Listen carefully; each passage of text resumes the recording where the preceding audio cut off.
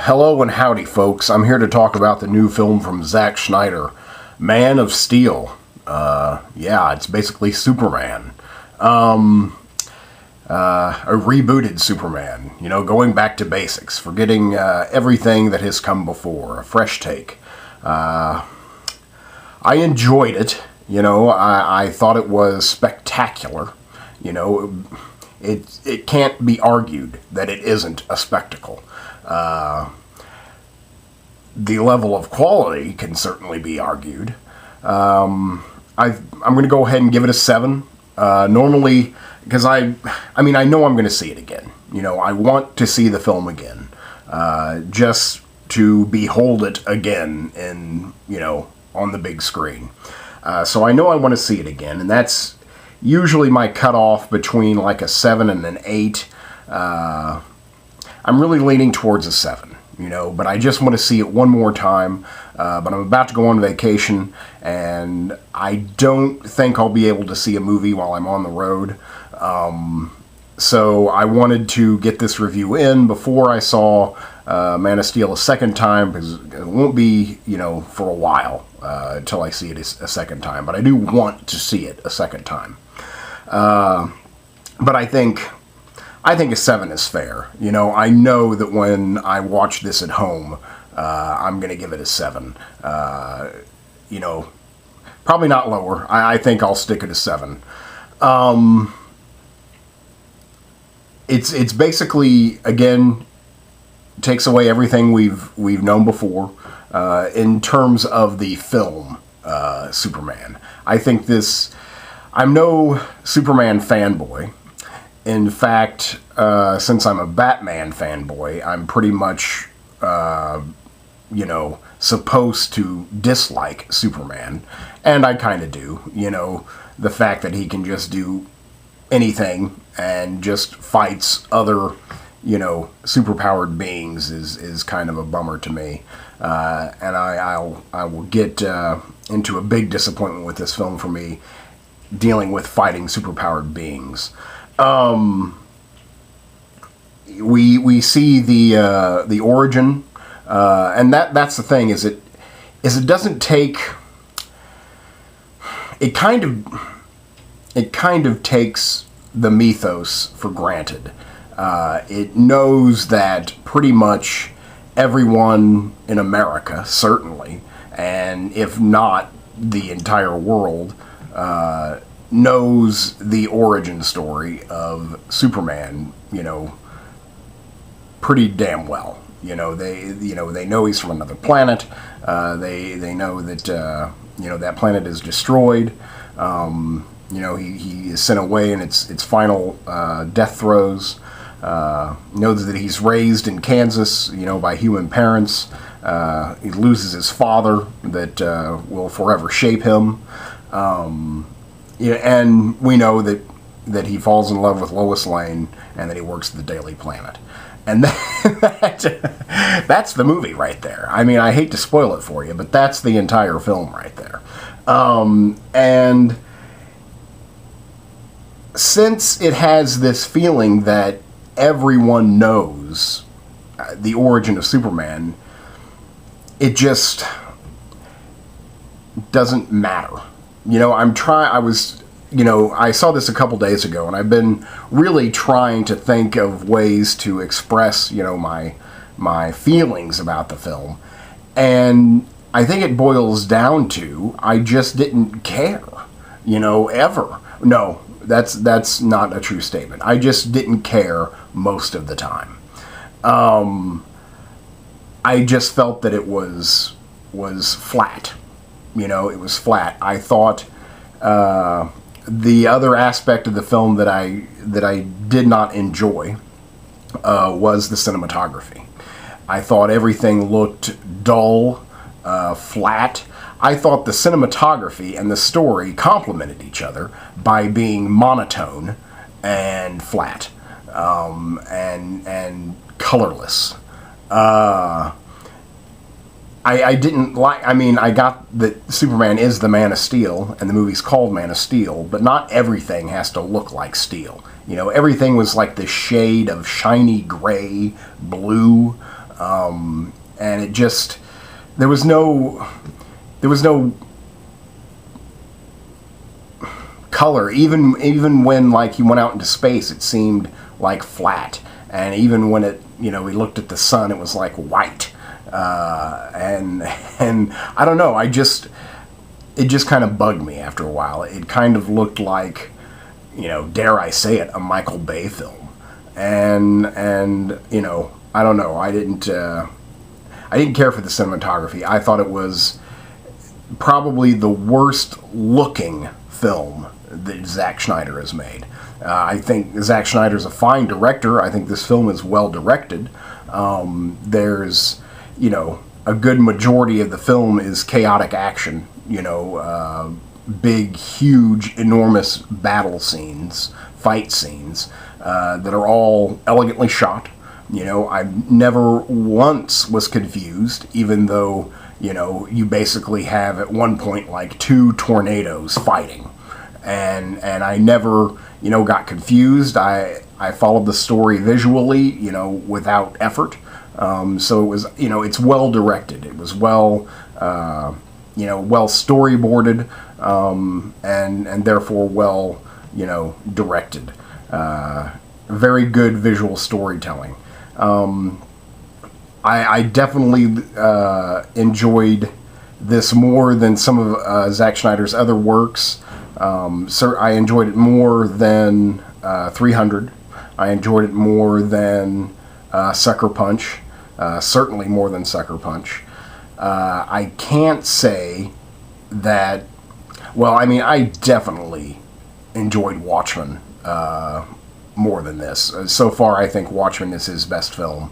I think that's an accomplishment unto itself to bring that to the big screen.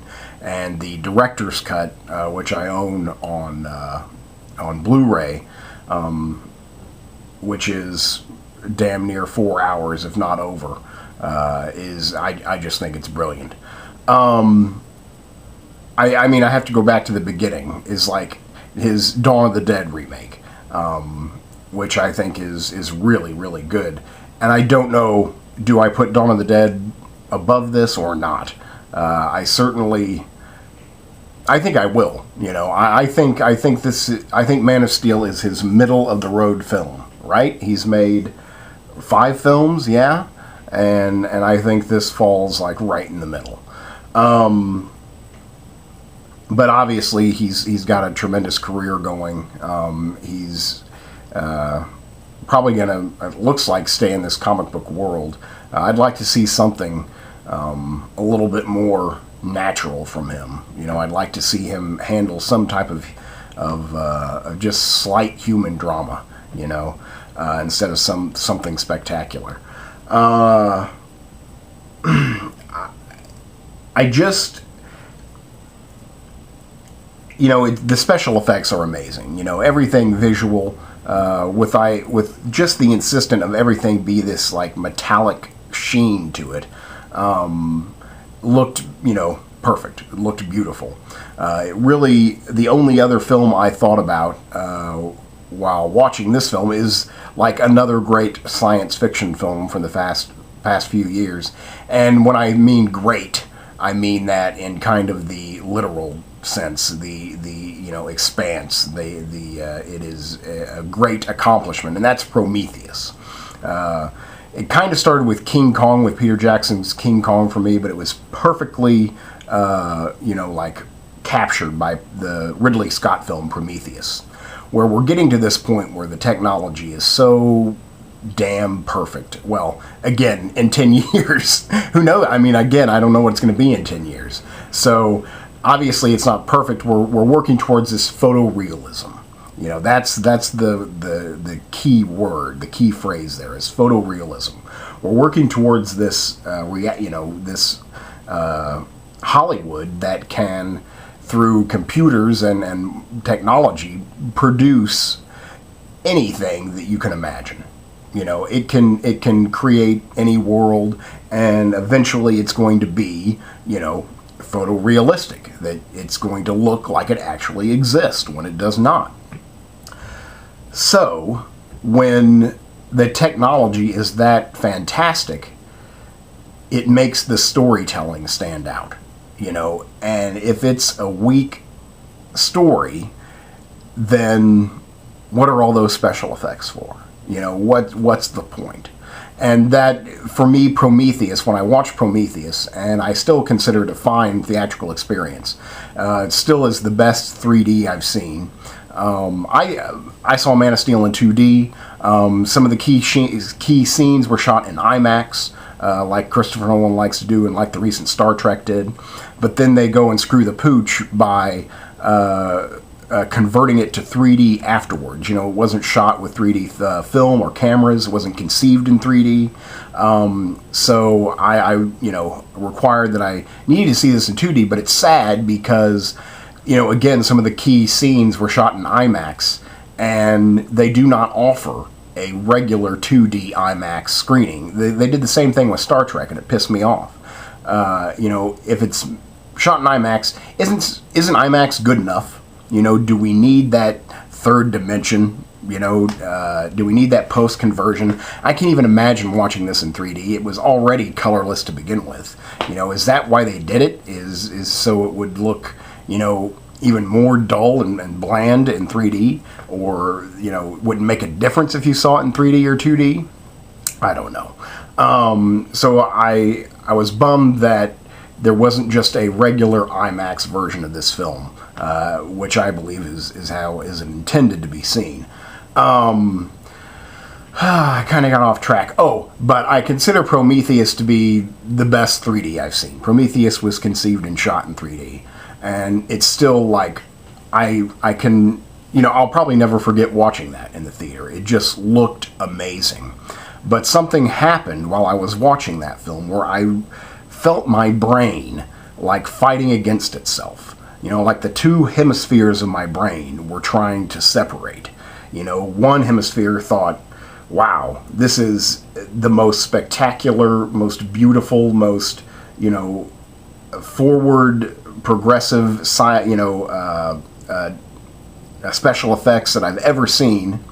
And then the other hemisphere is like tugging, going the opposite direction, but this story is a sci-fi original movie at best, and is nothing original at all, and is really kind of boring.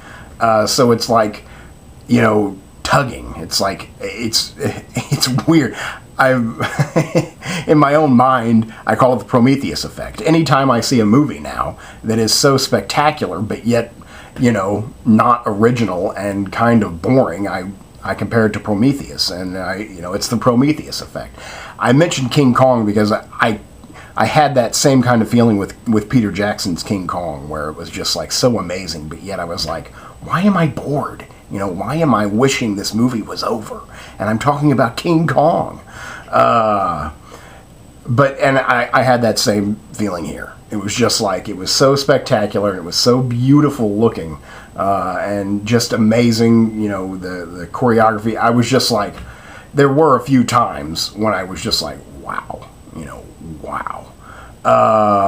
That looked amazing, that looked awesome.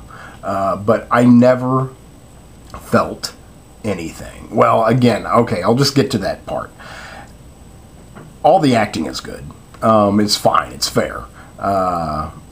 It's. I'd say some kind of characters seem a little bit one note. Sadly, one of them being Michael Shannon. I think Michael Shannon is a tremendous actor. He plays the bad guy here, General Zod. And I don't know. He basically just has to be mad. He just has to be mad. And I never really saw too much depth from him. I almost wish that we spent a little bit more time on Krypton, learning the relationship that he had with Superman's dad. Just something to give him more backstory, give him, I wanted to know why he, other than trying to preserve his species, which apparently the Kryptonians were, doing, I wanted to know more about his motivations, but in fact, it's he even repeats himself. He repeats himself a couple times throughout the film, and I'm like, okay, he doesn't really have much to say. He's just there to fight. The only character I think I can pretty much say this. The only character I really cared about was Kevin Costner. Kevin Costner plays Superman, Clark's human father, and really he kind of stole the show for me, both with his acting and with the character itself. It was the only time I felt anything approaching, emotion. And I don't feel that I'm spoiling anything. Clark's human father dies in his youth, forever shaping his path. And Kevin Costner's death scene is amazing.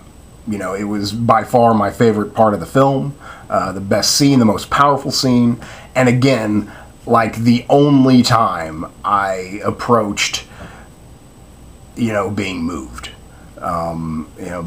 being involved. I just felt literally sometimes just like a spectator, just because we're sitting there watching beings we can't possibly understand, beat the shit from each other.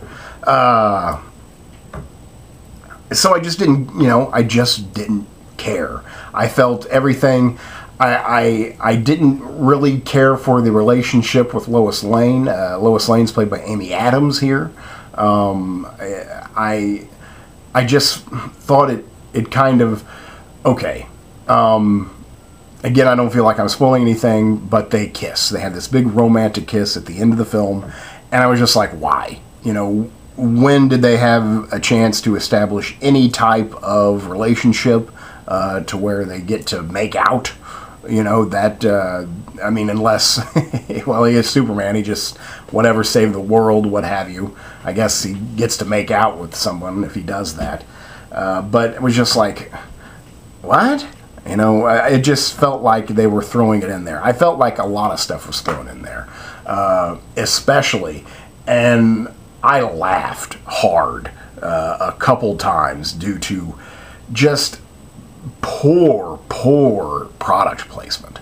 There was some terribly, just like, I couldn't believe it got past them, product placement. It was trying so hard to be this like epic science fiction film that meant something, but yet had this, Christopher Nolan also produced the film. He also co-wrote the story with David S. Goyer.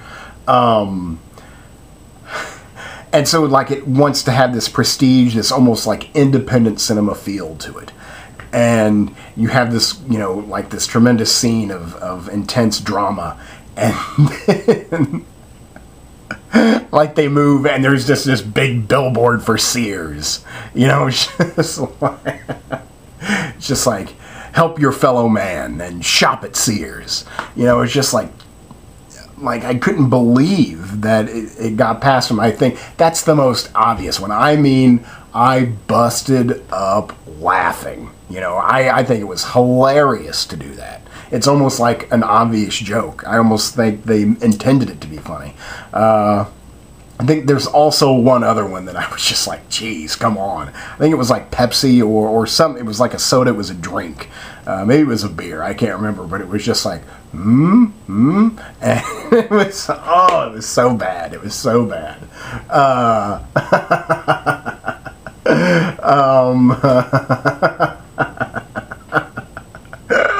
Oh, terrible.